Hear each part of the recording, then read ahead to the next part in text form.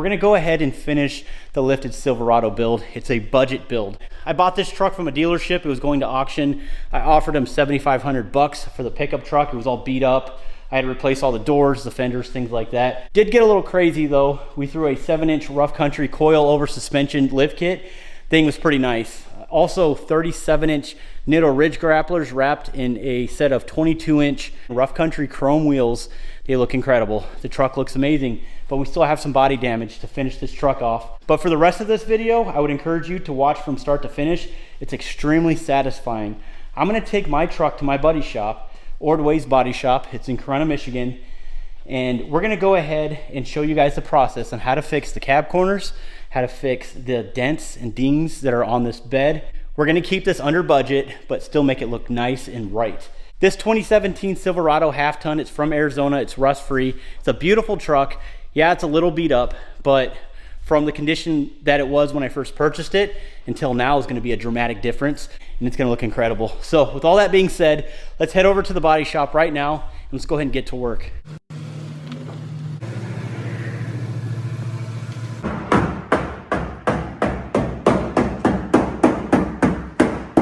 Done. How much do I owe you?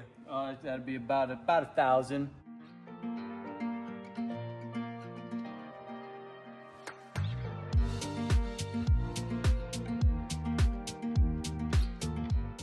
Okay, so we pulled the truck in. As you guys saw, we did the other side. Right now, we're just waiting for that to dry. Looks incredible. We'll do a little before and after. But I was over here hacking and trimming away, and we're almost at full range of motion. Again, I do got to lift that up just a touch so we can actually clear these things and make it functional, and it looks great. But this is Gerald. He's a good friend of mine. No, so work at a family-owned body shop here. Grandpa started at 71, so I've kind of been doing it my whole life. Here in Corunna, Michigan, Google Ordway's Body Shop. It'll pull us right up. So a little bit of a budget build he's trying to do here. And so we've had smashed up cab corners and box side and stuff. Got in there, picked it out a little bit, bumped it out. A little bit of filler rolling, just kind of, you fiber wheel it all out. Paint was flaking off, cleaned it up. 150 grit, put some mud over it. I'm excited.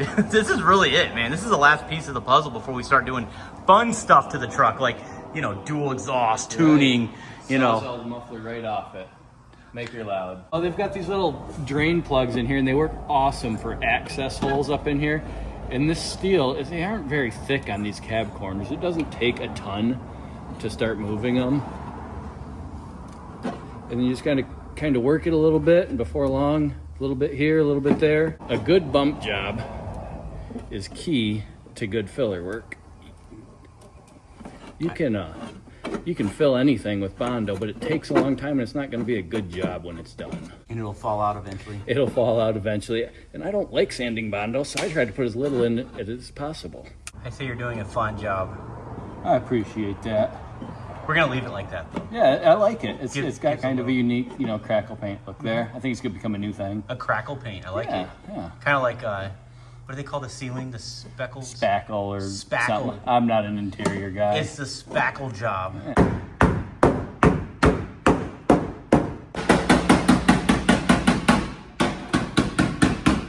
I'm going to DA on the box. I'm going to D8 down with 150 grit so the body filler will adhere to it.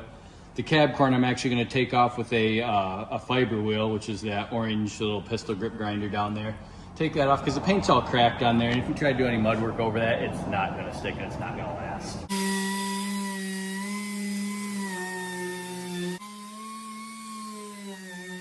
We're going to fiber wheel them all off. It's going to clean all the flaking and broken paint off. We'll clean up kind of around here with what we've got going on here.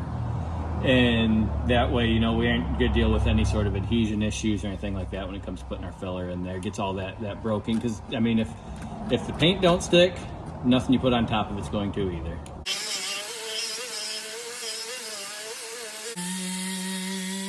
We're starting with 150. Yep. Yeah, you can use 80 or 150. I tend to lean more towards the 150 just because the final finished product, you can face a lot less issues as far as like seeing any sand scratches if you accidentally miss some sanding them out. Which, you try not to, but we're all human, it happens. So 150, and then after that you lay the filler down? Yep, 150 and then filler. And you can put filler right over paint that's been sanded with 150. I wouldn't probably go any finer than that. I wouldn't try to put filler over any sort of 320 or anything like that. 150 would be about it. So just using a 3M platinum body filler, a little bit hardener, and spread it on. Won't be long. Myers is going to be coming after me for decorating cakes. Can you write happy birthday really well in cursive? Absolutely. You put happy birthday Truckmaster. All right, so now that the body filler is hardened on this side, I think we're ready to go as far as just sanding her down. So what grit are we using? Yep, so this is 150 again, 150, and then you'll finish it with 320 before we get into primer. I'm gonna mow it down quick with a DA, and then we'll block it out to make sure it's straight.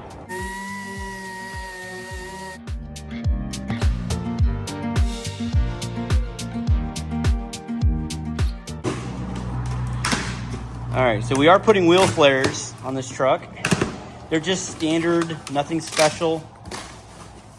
But I thought the black would be a nice touch around with the black bumpers to kind of tie the build in. Yeah. So we'll see how this goes. But I'm happy. And I think, now I could be wrong, so those, one of those are the rears. Oh, they're textured? Yep. Yeah, we're not gonna even paint them. I just like the black. Sure. I think the black's gonna look sharp with the, like I said, the black bumper here. It's all gonna tie the build together. So this is the idea once we mount this in. But yeah, I do not want to paint match that. I know some of you guys are gonna say paint match it, but man, that black looks so good against those wheels. Just the black trim on the truck, it really complements it. I like it. That's what matters, right, Gerald? Yep, I approve. Yes, looks good. Less work for me. Would you say that again? Less work for me. So we're at day 3, so it's not like we're just, you know, popping a dent out, filling it, and then painting it in the same day, and then getting it out of the shop, and I'm done. It's not that easy, okay? Sure. Bodywork takes patience. That's one thing I've learned, and I don't have any of it. Looks like we have a lot done here. So what have you gotten done so far? Well, everything. Like a blister, you showed up after all the work's done. What we're gonna do, we've got it mostly prepped from when we went to do our chip guard last night. So this is sat all night, all day today. We're gonna go over it with just a simple Scotch-Brite and finish prepping out everywhere where we're gonna either melt our clear coat or run our paint to, and then we're gonna get this thing in the booth, get it bagged up, and get some paint slung on it.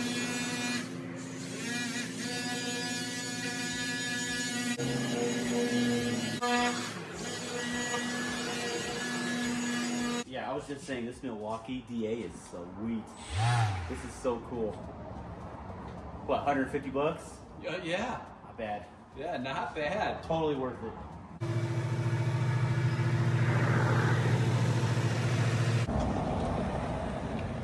Look at that, full range of motion. That's what we're looking for here. Looks good. She's really coming together.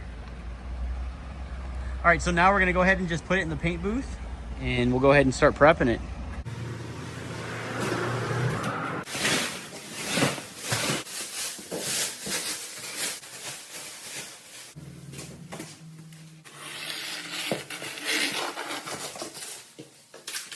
So all you're doing really is you're gonna tape that down, paint, and nothing will hit the body, just the spot where he's gonna paint. That's right.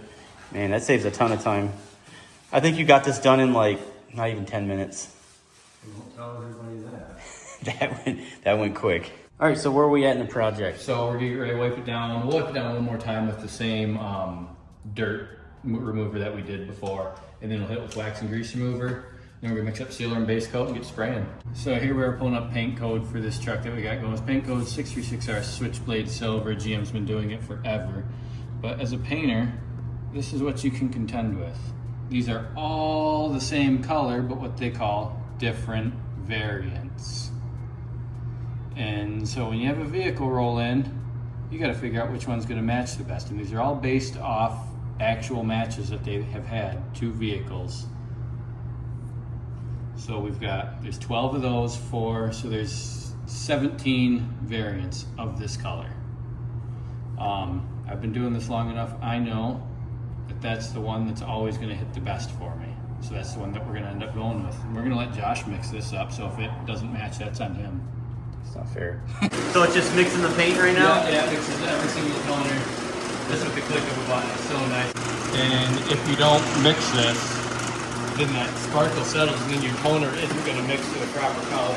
Right. These things here have these spins in them. And so that's what's down inside of it, and as that spins, it just agitates your paint. Welcome to Earl's Body Shop. Today we're going to go ahead and mix this paint right here. I have no clue what I'm doing. You guys see the green line? I got to get it up. Oh, no.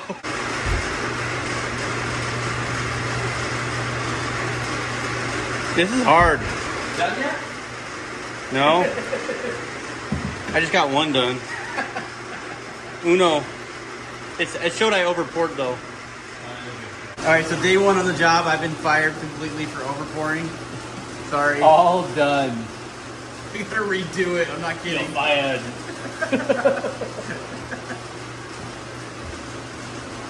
Now you have to watch me do the mixing. I'm the best mixer that there ever was. Nobody's quite as good a mixer as me. I know who you're talking about.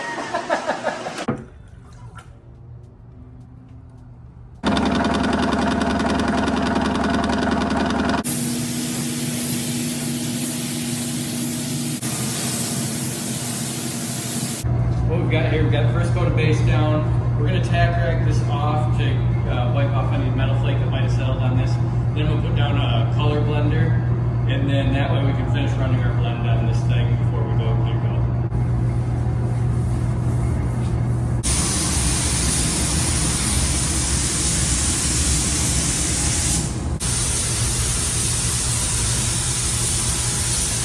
So we've laid down four, count them, coats of Switchblade silver. Switchblade silver. Yep.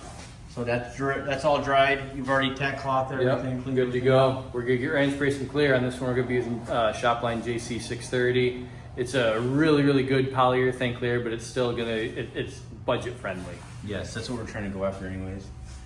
So yeah, that's that. Is it one coat? 2 coats of this. It's gonna be, depending on your temperature outside, we're typically between that 5 to 7 minute mark between coats. Nice. We just finished up with our second coat of clear. What this stuff is going to do, it's I call it melter. You can see it's called Uniform Finish Blender. I'm going to go pull off that soft edge tape that we put on above where we're going to melt our clear coat. I'm going to pull that, and then I'm going to pull the tape back a little bit, and then I'm just going to spray one really light coat over this. It's going to take whatever clear edge is there, and it's going to help melt it out. That way tomorrow, after this clear is kicked, we can wet sand it down and polish it out and make it look like this thing never happened.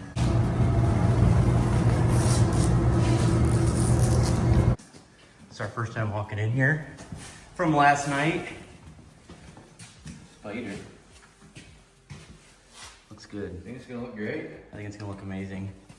So she's fully dried.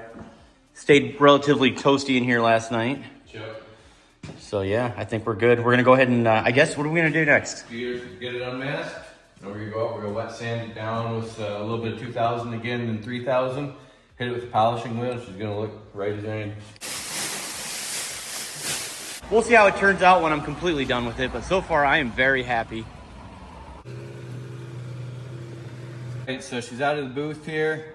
We're gonna do just a little bit of wet sanding we're gonna do some 3000 right up into this cove. There's just, you can feel it. You can't even hardly see it.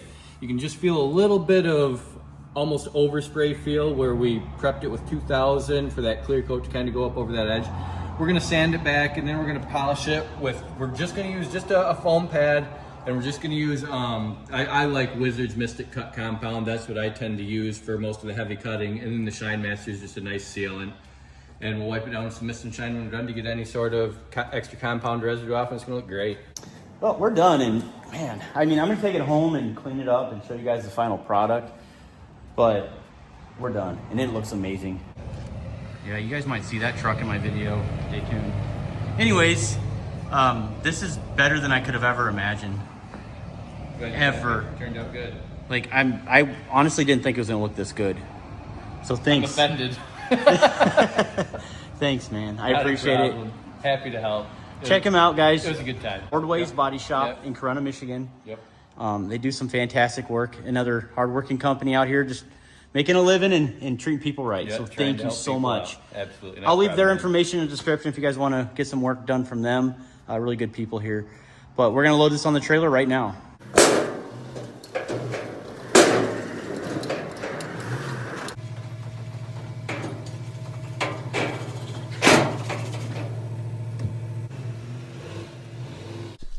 So we are 100% complete with the build. Of course, I'm going to be adding more stuff to it. I guarantee you I'm putting better mirrors on there, probably some drop steps, probably a really nice exhaust system, tuner. There's gonna be a lot of stuff to come for this build right here, so stay tuned, guys. If you guys want to continue to follow my journey with this truck build, subscribe to the channel, hit the notification bell. It's really cool that Gerald was able to do this budget friendly, because that's really hard to get nowadays. And look at that. I mean, he made it look nice. Leaves are falling. It's gonna start getting colder up here in Michigan. I'm getting ready for that, and I'm considering a new winter build soon. So let me know in the comments what I should do. Of course, I always like to do budget friendly stuff. Try to keep it down home. I don't have a whole lot of money to be throwing at a $120,000 diesel truck, so I just got to make do with what I got. But either way, thank you guys so much for watching all the way till the end. Believe it or not, the Durasmoker is actually on the website. But again, I'm going to leave this as a to be continued, so definitely watch the next video. I got a really cool video that I'm working up. But other than that, we'll see you on the next one. Stay tuned.